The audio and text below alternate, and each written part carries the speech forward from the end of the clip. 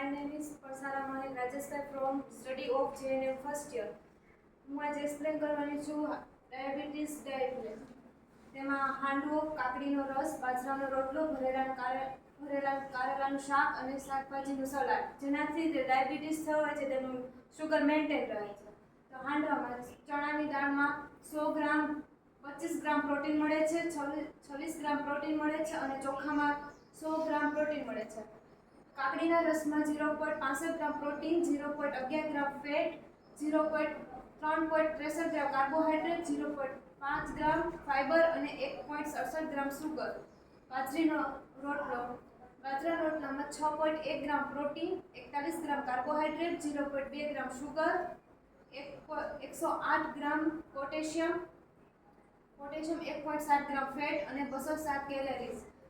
પછી ભરેલા કારેલાના શાકમાં બેસનના લોટમાં 24.9 ગ્રામ પ્રોટીન, 6.6 ગ્રામ ફેટ, 387 કેલરી એનર્જી મળે છે.